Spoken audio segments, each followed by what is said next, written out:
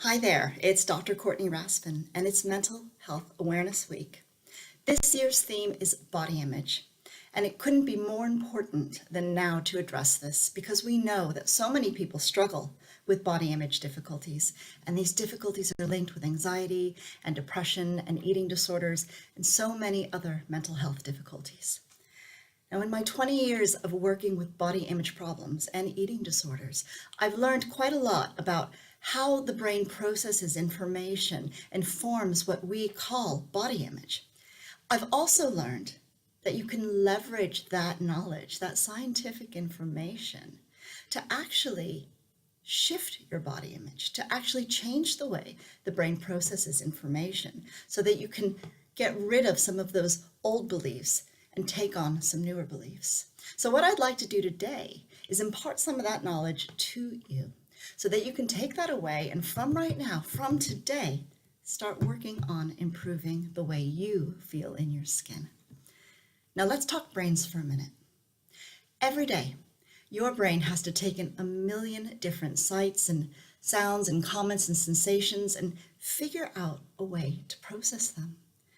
It's absolutely impossible for the brain to focus all of these things or to process all of these things at once. So it's developed some really clever ways on deciding what's important to pay attention to.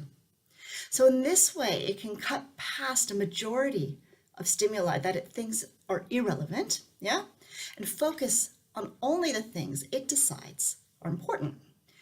Now, most of the time, this is a really clever strategy. It keeps us focused and allows us to quickly and efficiently make sense of the world. But when it comes to negative body image, these brain shortcuts are not always such a good thing. And that's because these shortcuts, what the brain focuses on, they're driven by what we as psychologists call schemas. Now, schemas are like mental frameworks. They're made up of the beliefs and the ideas we have about ourselves. I like to think of them like little files and folders in our brain. We have a little filing cabinet in our brain, and in there are all these little files and folders, and those are our schemas. Now, when it comes to negative body image, you might have a number of outdated files that have been in there in that body image folder for a really long time. Maybe they're labeled things like ugly or disgusting or unlovable. Now, if these are the only files you have in your body image folder, if these are your currently held beliefs and ideas about your body, your brain is then programmed to scan the environment and focus on the things that confirm these beliefs. The beliefs belong in files that are already established in your brain, so they can be quickly and neatly filed away. And as time goes on and more information gets into these files, they support the negative schemas, those negative beliefs, and they get stronger and stronger, while a bunch of really important and relevant information that might contradict all of those may be just ignored or thrown to the side because there's nowhere to put it, Now, knowing that this is the way our brains process information, knowing that this is the way our brains work is really powerful because we can leverage that science to make our brains attend to new things, create new, healthier schemas, and in turn, improve our body image. Now, one of the most powerful ways to create these new files, these new schemas, is to do a little bit of brain reprogramming. Rather than let the brain do what it automatically does, you need to train it to focus on and grab information coming in that belongs in the new files that you want to create.